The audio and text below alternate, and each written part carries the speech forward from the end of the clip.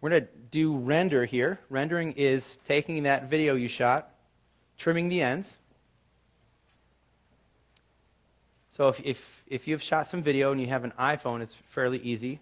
That's what I'm going to stick with just because there's a lot of different devices out there. But if you have an iPhone, you're looking at the video, there's a little film strip at the top. If you tap on that, it's going to turn orange. You just touch your finger on the ends and you can move them in. And play it back. Make sure that it's something that you like. It doesn't have to be exact right now, but you're just cutting out when you're pushing record. Those little things are when you go to hit stop again. That just finishes it off a little bit. The other thing is you can upload it right from there, but you want to save it as a new clip. Don't save over that first clip because sometimes that editing isn't exact to the frame. So you may save it over the old clip and then you found out you cut out a couple words. You don't want to do that. Anybody need help with that? If it's an Android phone, there are editing apps. Okay. And so you can download free apps. You can edit the clips. Mm-hmm. Anybody else have a question with their iPhone?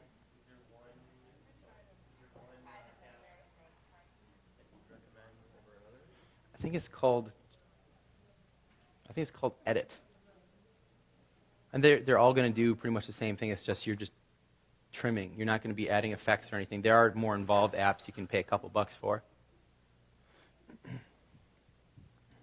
Here's the thing, the difference between iPhone and Android.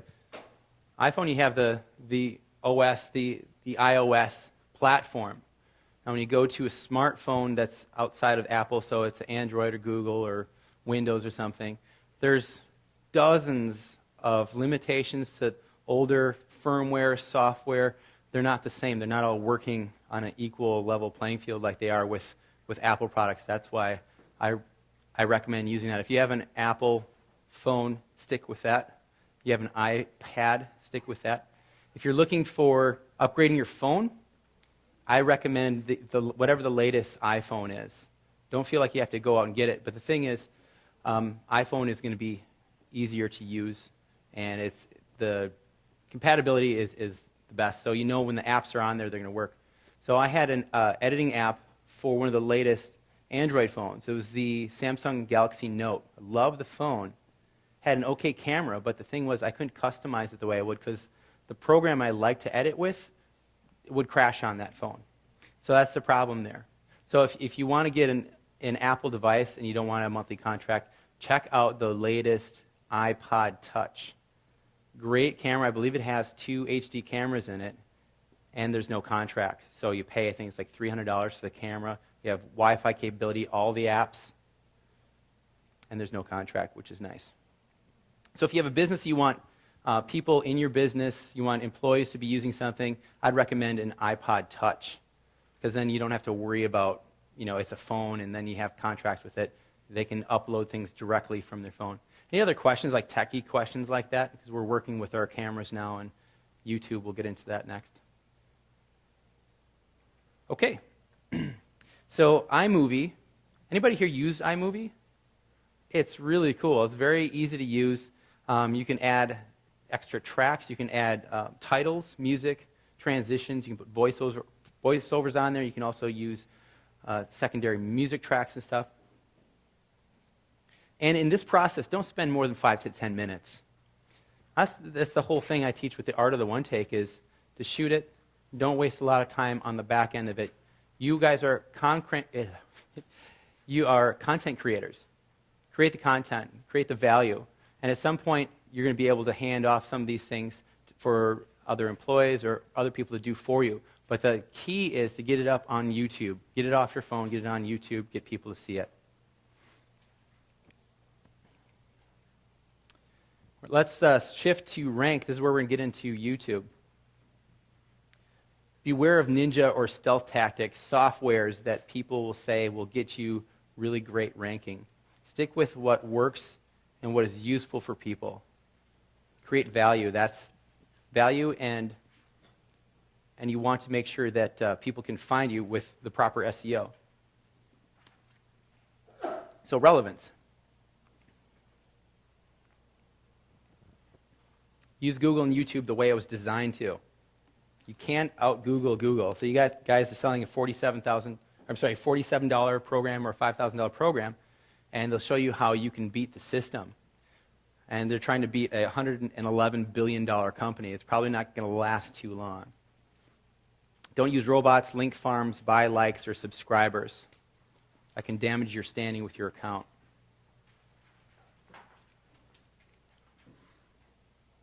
Think long-term, empire building strategy. So if you start putting out videos and you know there's traffic there, give it a few months. Don't expect things to go viral overnight just because you made a video. I've got videos that have thousands of views on them that I put probably 3-4 months ago, and they're only going to get bigger. And when people share it, it grows exponentially. So concentrate on the quality of your message and consistency with your message. You're building your reputation. Okay, is everybody logged into YouTube? We're going to kind of do a tour of YouTube here, so bear with me while I shift over.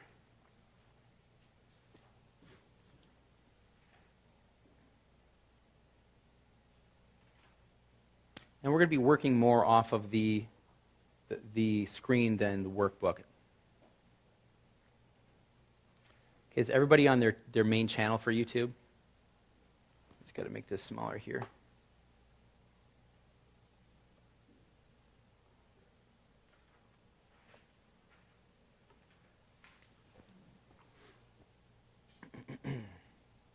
All right.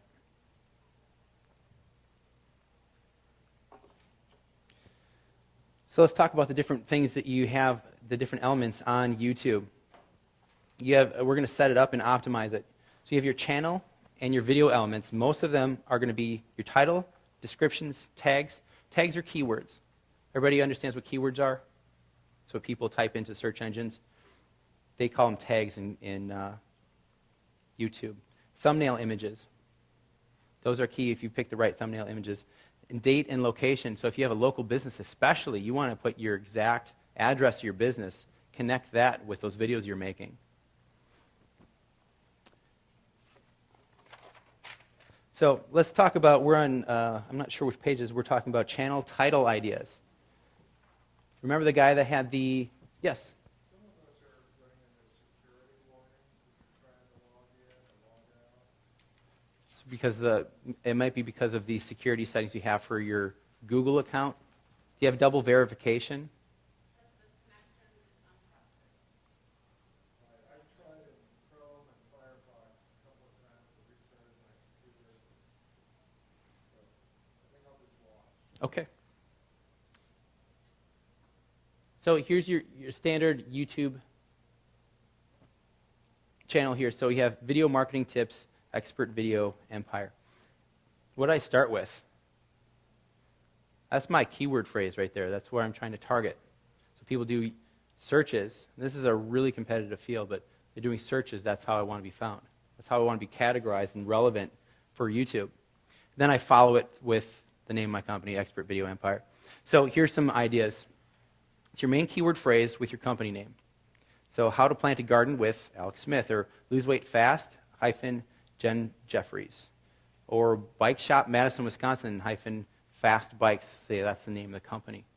Because if you type in, if it's just called fast bikes, if people don't know about your company, you're not going to be as relevant.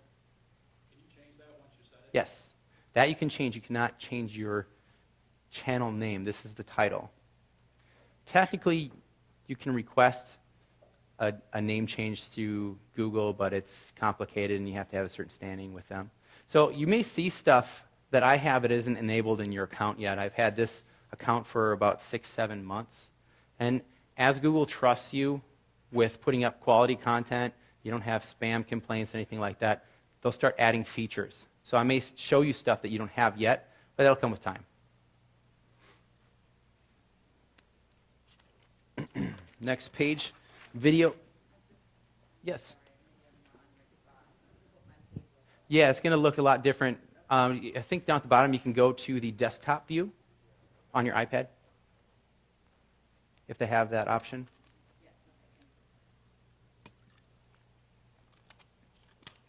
Video SEO, you have your title. And in your workbooks it says double dip. Your keyword phrase as your video title. So if you know anything about your website, let's see what they have here. Okay, see it says video marketing tips, expert video, ... Look at the top of the screen. Video marketing tips, expert video empire. YouTube looks at your channel as a website. Your videos are web pages. As you add more content to it, as you get more likes, shares, as you add any kind of text to it, Google likes that. So you're adding value to your channel. So does that make sense? That your channel is like a website? And so if you go to your website, if you have websites, you had a question? Or if you have a website, look up at the top. That's your title tag up here. It's also called the H1 tag, your header. They really weigh that heavily as far as how relevant your website is. Am I losing anybody here? Is this making sense? Good? Okay. So if your video title is how to plant arborvitae, and that's what you're going after, I would do something like this. This is what I call double dipping, is how to plant arborvitae - planting arborvitae in the fall. Now you got 2 keyword phrases there. You can't just do it for Google's bots looking for relevant content. It also has to look good for people who are digesting this content, all right? It has to make sense. You wouldn't just put a bunch of keywords in there that don't make any sense because you want to get found by Google. Does that make sense? Make it an actual sentence that makes sense. Here's another one. How to write a resume. Top 10 elements of an attractive resume. You're just starting a little bit more general, and then you get to specific. So you'll be picked up for both by the search engines. Video description. Let's go into a video description here.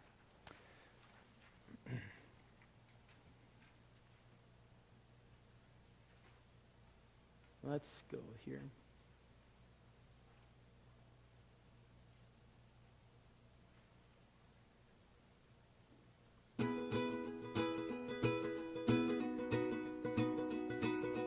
There's that branding at the beginning. In this video, I will demonstrate how to go from turning on your iDevice to recording a... Anybody know who she is? So here we got 143 views, and let's go down here to... So here's your description. Now, this one's really short, but I start with a URL. And what that URL does is an actual link. Here's the thing, is when you start putting out relevant content on your YouTube channel, it doesn't stay on YouTube. There's these sites that scrape YouTube for content and put it on their websites. So you want to make sure you have your URL in there, because that's going to get your website out in all kinds of other content scraping engines. Does that make sense? So that there's other websites desperate for content, and then it finds this video title and it puts it on their website too. So I'll do a search for one of my videos, and I was like, I never uploaded this content to these sites, but they're grabbing it and they're putting it on their site. So you want to make sure you put that on there. This is also a call to action. Learn how to use your iPhone, iPad, or Android device to quickly and easily capture video and upload it to YouTube instantly. This is actually not a very good example. Let me get you a different one. This is on a playlist. So here's another one. This is a cool new feature too. I'm going to talk about this a little bit later. It's called a call to action overlay. It's a new feature.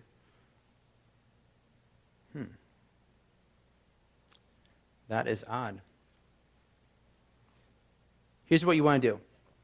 In your manuals it says, visit http mywebsite.com for a free consumer guide on how to choose a tax accountant that finds you money. So you're leading. 88.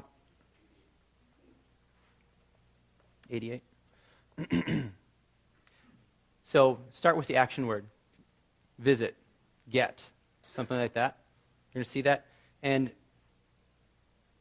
what happens is I have somebody else working on some of my videos, and they actually erased some of the description here. But what you want to do is start with that, and make sure you put the HTTP, otherwise it's not going to be recognized as a clickable link. That's really important. It's just going to look like text, and people can't click off it. But what happens is, when people are watching your video, they're going to see this line right here. It's going to say, visit this website for free something or other. That's going to catch their attention. It's better than just having a description without that call to action. And you'll see over here, there's a relevant video here. This is from my channel. This is another one. This is another one. All right.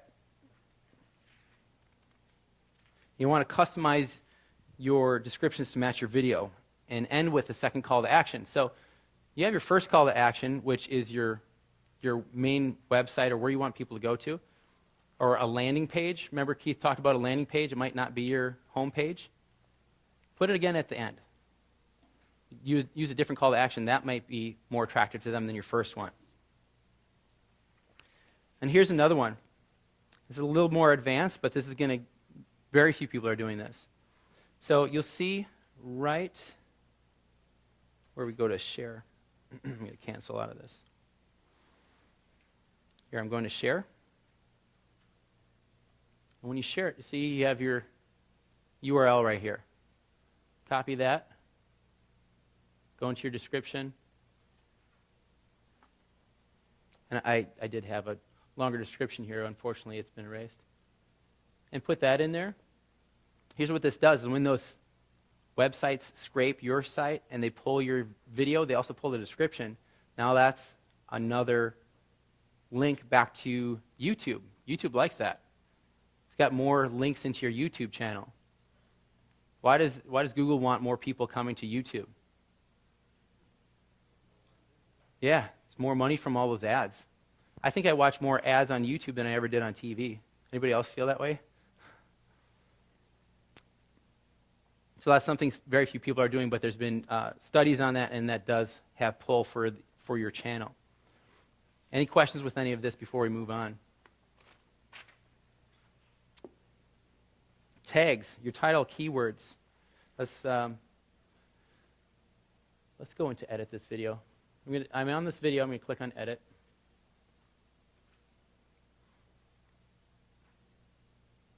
Here's my tags. Marketing videos, video production, expert video empire, iPhone, iPad, Android, webcam. They're really going to look at about the first 5, possibly 6. The rest of them are kind of just going to be discarded. But you see I have quotes around these? That means I want that to be a phrase. If it doesn't have the quotes around it, it's just YouTube and Google are going to look at it as marketing, videos, video, production. Those are going to be keywords. You want to make keyword phrases? That makes it a little more targeted than just those general terms. You see I put expert video empire in here as one word. The more you have that in all of your videos, guess what? No one else has that in their videos. So remember you watch a video on YouTube and then at the end you have all these relevant videos? Most of them aren't relevant. They're just other people's videos, competitors' videos. People are being taken away from your content because they see something else that may have something to do with the video they just watched. Have you seen that? At the end of your YouTube channel, or your YouTube video? So what you do is, when you put one of your keyword phrases is the name of your channel, which no one else has and they're probably not going to use. No one else is going to have that, so when you see relevant videos, the videos on the side and the videos that show up after you're done watching the video are more likely to be your videos. Okay? Because it's all about relevance. Yes? When you're watching somebody else's video, can you pull their tags and find out what their tags are? They just changed that about 6 months ago, so you cannot. Which is good for you, because then other people can't really see what it is that your tags are. That used to be really easy, so you find out who's getting 2 million views, you just copy all their tags and paste it in yours. Problem is now it's a relevance problem. Your video may not, those keywords may not be relevant to what your video actually is.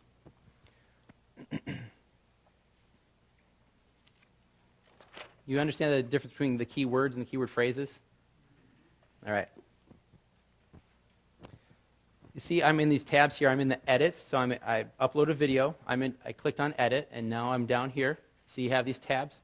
You may not have monetization or advanced settings, call to action. You have this one. So video location.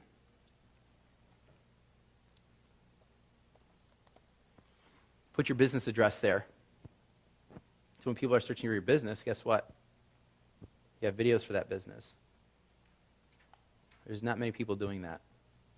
Recording date. You just put today, it's fine. No preference for 3D video. People have the ability to make your video 3D, but I don't think the technology is really there yet. Now you have these comments and responses. Until you start getting people spamming you, leave them all on. That's the social aspect of what you're doing, how people can share it, comment on it, and they're giving you feedback too. And if you ever get bad feedback, I don't know if you've seen this, there's, people say there's trolls out there, haters or whatever, they just leave these strange comments on your channel or on your video. You have the ability to just erase them if you're the channel owner, which is really nice. All right, so there's a lot of pull here. Put your business address.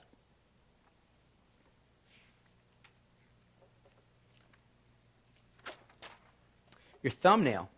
You look right above it, you have a series of thumbnails. Now, since I've had this channel for a little while, they allowed me to use a custom thumbnail. And there are some really cool things you can do with custom thumbnails. You can put a lot of psychology into it, and I'll show you some of the things a little bit later about making a unique image. Otherwise, what are my options there? I've got a picture of me grabbing a light, or me standing right here. This one's not too bad. That's the one I'm using. You go into custom thumbnail. You can have a 2 megabyte image, and they tell you to have it, I think it is, it's not showing up right here, 1280 by 720, that's HD. So it's going to be the same size as an HD video, same dimensions. Just raise your hand if something's not making sense, because I want to make sure you guys set up your YouTube channel and it's optimized right from the get-go. All right. Yes?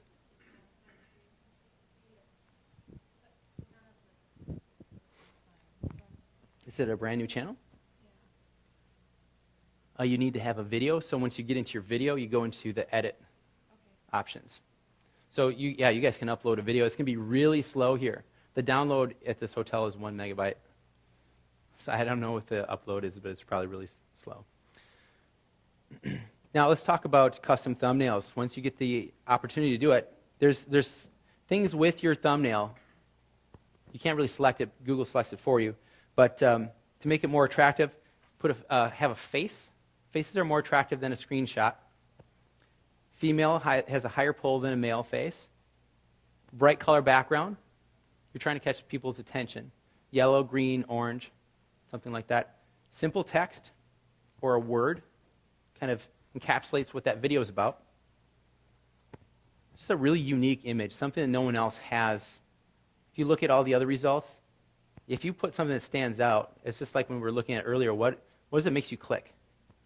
Why do you click on it? If you have a really attractive thumbnail image, that's gonna really change the amount of views that you get.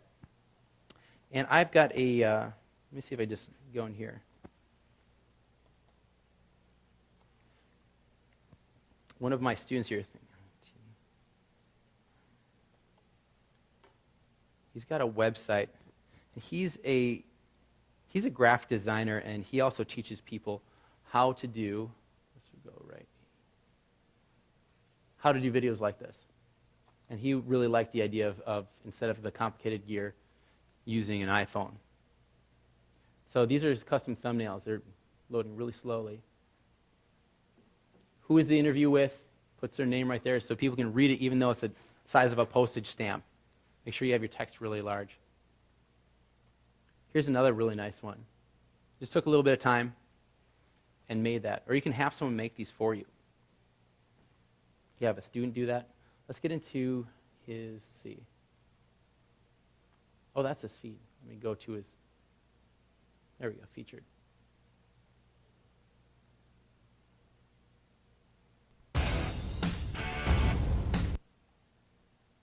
Here, this is, let's go with this one here. Here's that yellow background, stands out, doesn't it? People's faces. Big text, so even though it's really small, you can figure out what it is. All right, but if you don't have that opportunity to do that yet, they haven't enabled that in your YouTube account, then go with the most attractive, which is going to be a person's face. Contrasting colors. Something that stands out in those search results that people are getting. Questions yet? Good. All right.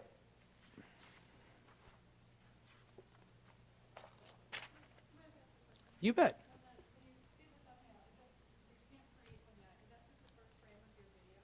I think they do. It's roughly the first part of your video, the middle, and the end. They pull it from there. It's an algorithm, so it changes. You can't just make a video a certain length and then know that it's going to pop up right there. Yeah. You can pick one of the three they give you until they enable that custom thumbnail for you.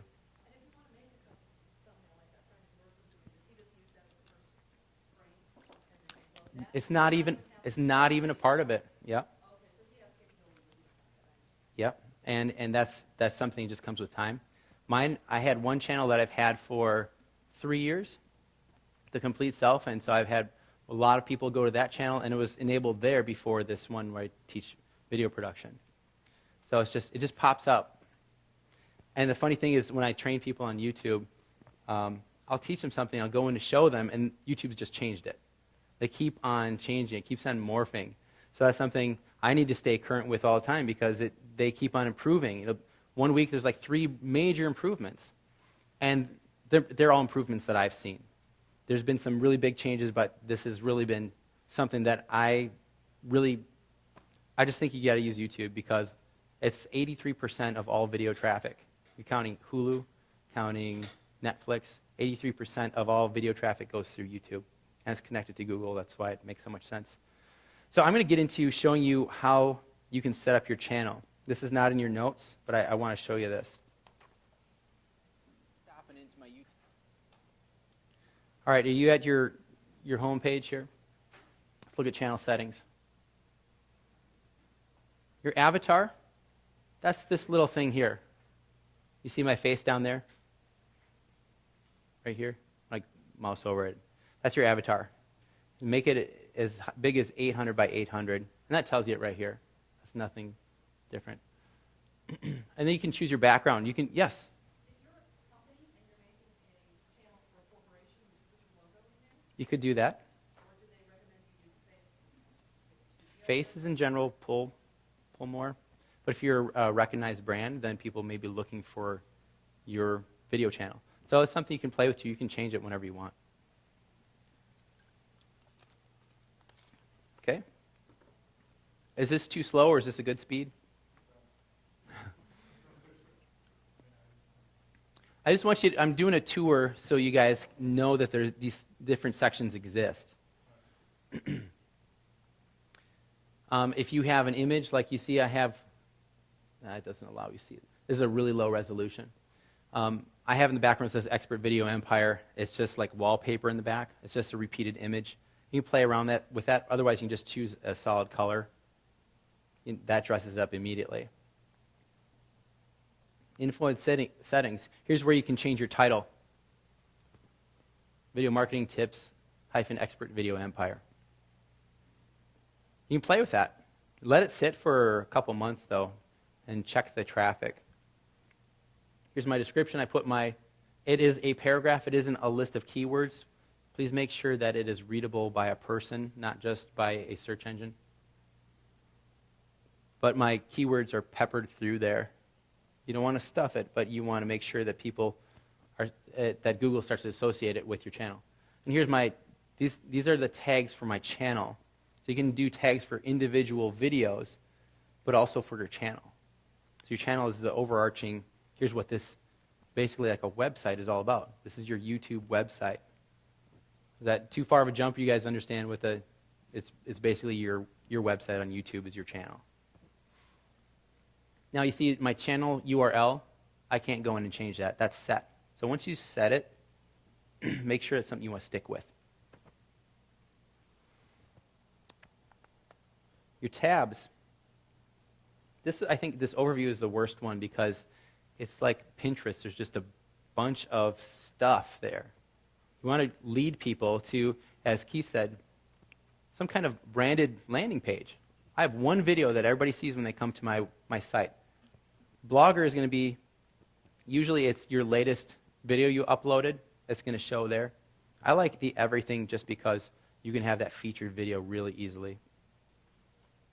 So I recommend this one. Live broadcasters, that's if you're starting to use the live aspects of Google. It's called Google Hangouts. Google Hangouts on air.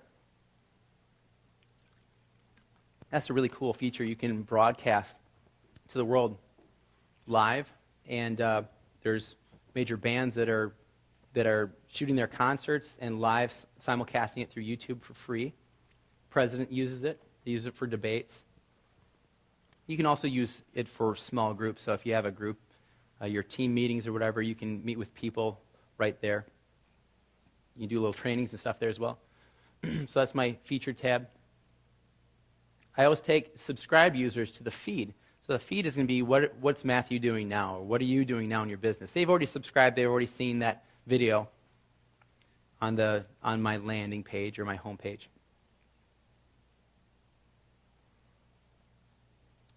Let's talk about this video. I have this, it's called a call to action overlay. That's something that's really new. This is not a monetized channel. I can monetize it by, what that means is Google will play ads before people watch them. But here's the thing. I got the traffic there by making that video. And you can play those ads. How many of you guys like watching those ads, especially this time of year with the all the stuff with the presidential election? It's crazy. I don't want to subject every one of my visitors to that. So the way my channel is set up right now, I had that set up on all my videos because I wanted to make some money with it. And I started doing the calculations. I found that I make 6/100th of a cent per view. Is that worth that, putting someone through that? No. You can monetize your channel much better on your own. Take them off the YouTube and get them to your website. Don't put them through a commercial. So this is different. This is video gets more clients, use your iPhone, iPad, Android. Whose commercial is that? That's my commercial. YouTube's now allowed you to finally click off of YouTube to your website. It's your own call to action. You can use it as an overlay. So it's CTA or call to action overlay. I'm just showing you what's here. So one of the things I recommend you do, your featured video, make sure it's in autoplay. Don't make them click on it. Just start it playing. Thanks for stopping into my YouTube channel. I want to just let you know of some of the really cool stuff we've got going on here. See, my name is Matthew Peters, and I've been a mobile video. You get stuff like my mobile video training series, or how to optimize your YouTube channel, green screen techniques, getting the Apple look for this right here. You can do this with some simple tools. And also, I have a 1-hour live iPhone and iPad video training. It's like a video 101. We teach you how to shoot video with your iPhone or your iPad, get it up online, and how to share it with the world. So go ahead and become a subscriber. I've got some great videos. So yes, there are several calls to action. This is my featured video, and I want them to explore my channel. The more people dig into your channel, the better. I want to give them options. I want to tell them what the channel is about here. And I give them the option to subscribe. These are called annotations. You guys want to see what that looks like, setting that up? Let's go into this one. We need to click on here. Going to annotations. See where I'm at? I'm on the page for the video. I'm clicking on annotations. This one's the most complicated or complex one I've ever done. So, hey, thanks for stopping in. There's a timeline here. And at this point, let's scrub it over there. Things will start series popping up right when I mention them. I can grab this. It's live, so once I do it, it's going to save it. But you can grab this and slide it, make it longer or shorter. Let's say I want to add an annotation. Oh, what do I want to do here? Let's do speech bubble.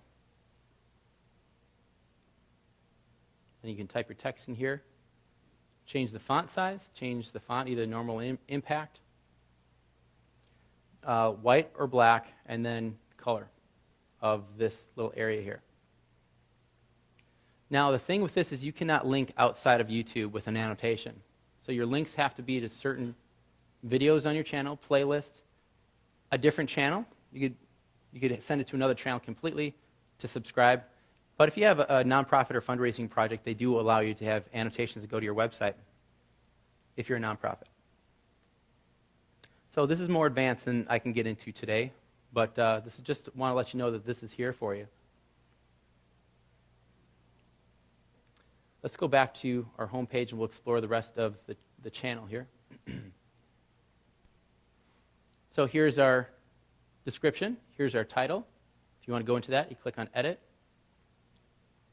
You can do it there. Now, over here, this is something I really recommend you do because it's going to another chance to get people off of YouTube. So I have free iPhone video guide. That is my website. That's the opt-in page that Keith showed you earlier. I didn't call it mobile video ignition because that may not mean anything to them. I use this link as that's the call to action. Let me show you what that looks like. So that's right there. If you want to reorder things, just drag it and drop it.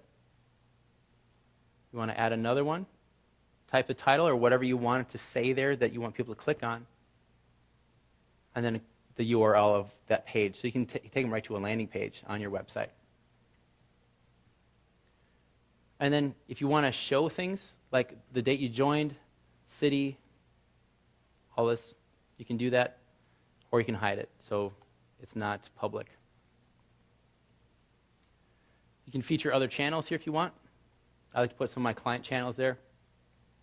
Now, I don't have a testimonial playing here. I could if I wanted to, but I have that as its own playlist. So these are playlists here. It's a group of videos that have something to do with each other. Does that make sense? You're grouping like videos.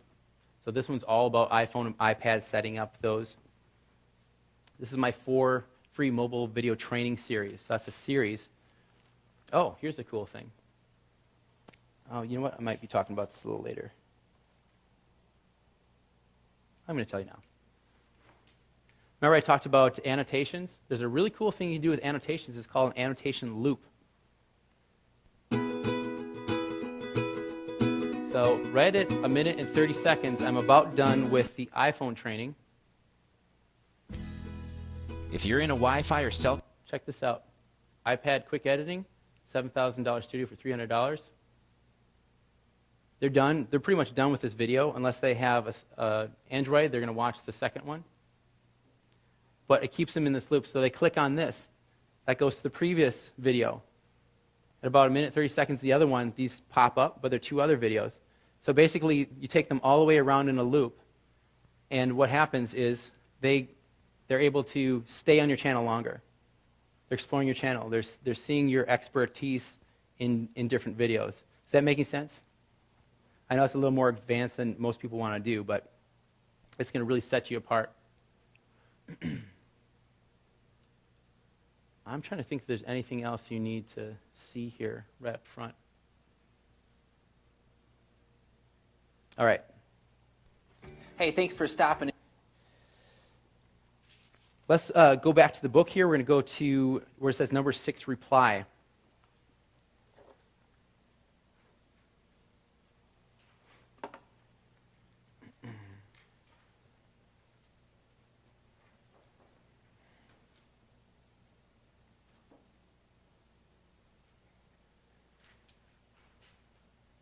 Any questions about stuff on YouTube that we covered? It's setting it up, and if you think about it logically, it's all about relevance. It's about where the traffic is, that's your naming. Cool thing is, if you name things properly, that's how they're going to show up on Google.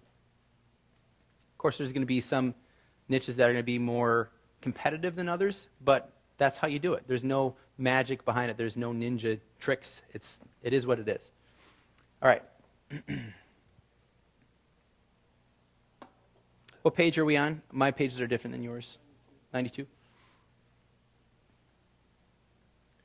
reply. That's the social aspect of YouTube. You want to engage with people. You don't want to just give them a video and say, go to my site.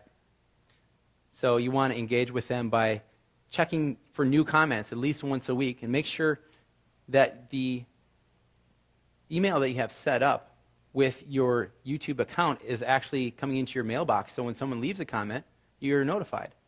If you can see that someone just left a comment for you and you can leave a message back to them, you can say thank you or you can answer their question, that's great. I even do video responses. Let me show you how to do a video response.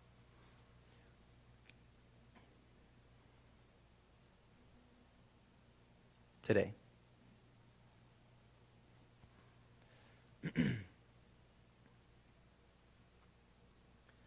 Wow. Ideal client profile.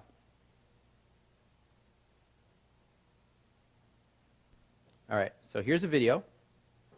I watched it, I liked it. Here's the comment area. You click on that. Right down here, do you see it says create a video response? So if someone asks you a question, you can respond with a video, and that video gets shared a lot more than just having a text response. Now, this is a list of my videos that are public. I can choose from those, or I can upload another video. Everybody following? Click on Start, and you can record from your webcam. Or you can select a file from your computer, and that could be your video response. Now, the thing I'll say about selecting one of your videos as a response, you can only use it once on YouTube, because otherwise you could spam.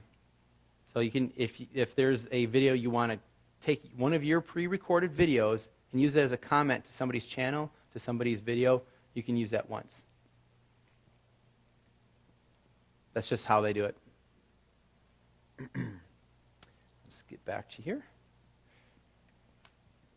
This is a great place to be a little bit more opinionated when you're doing a comment on somebody else's channel or on yours. They're asking for your opinion on things. That's what the comment area is.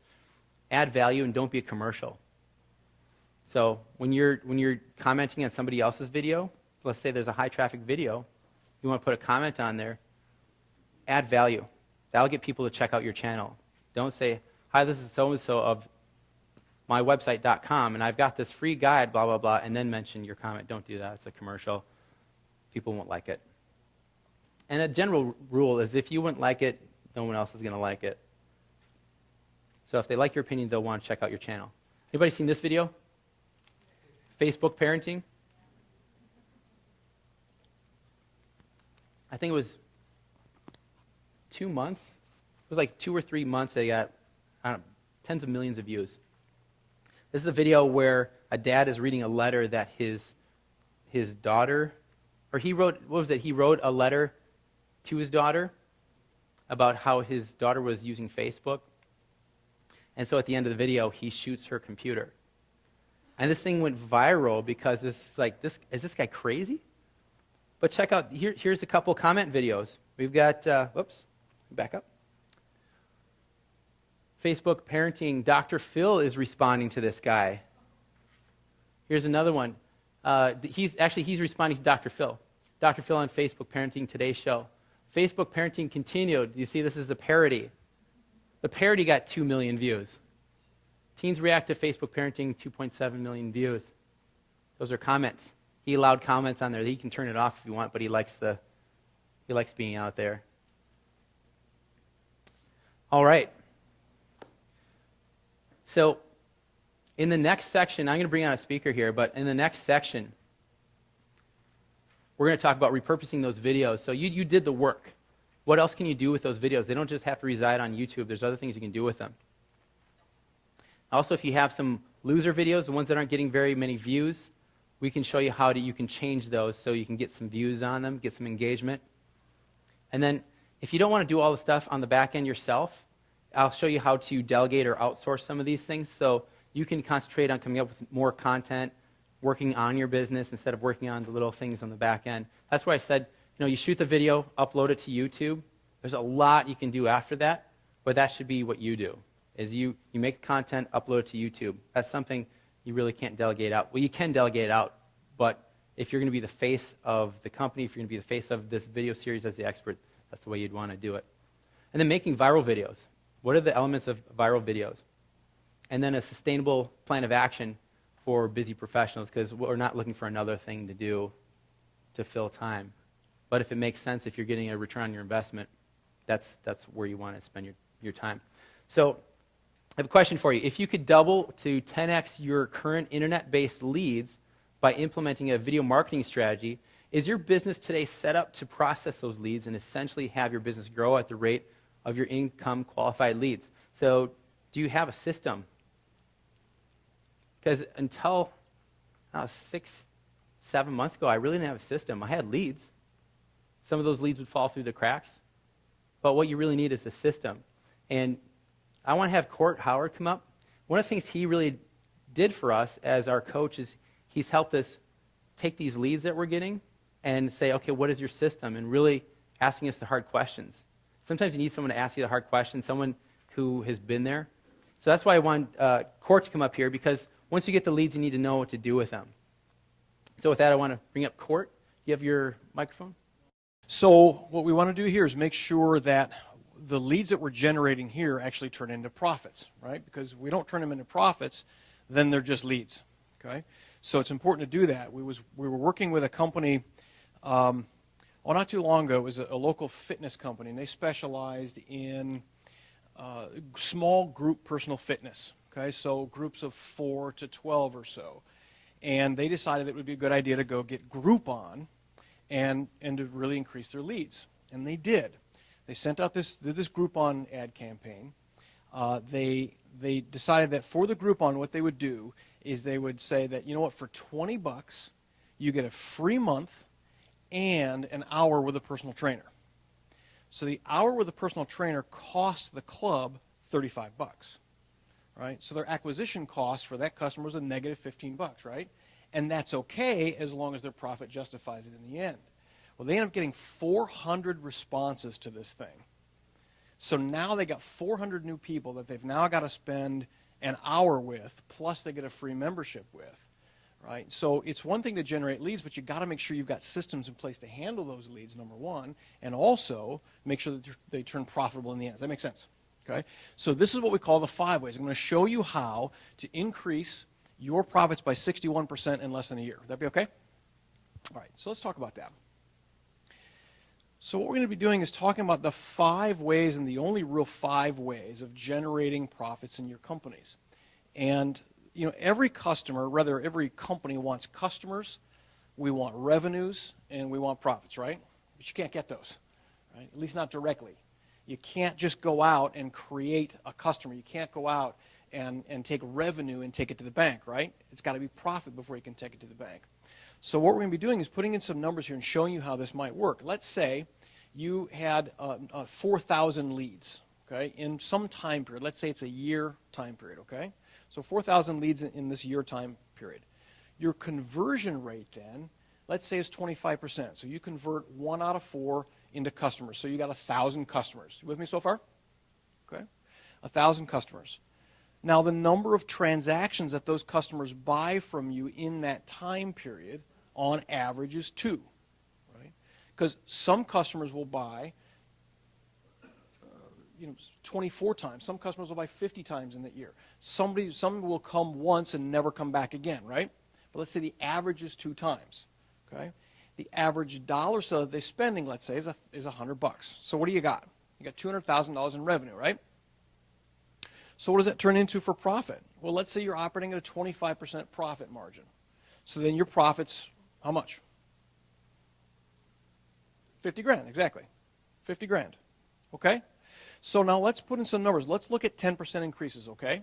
So if we take the number of leads and we have a 10% increase, that gives us what?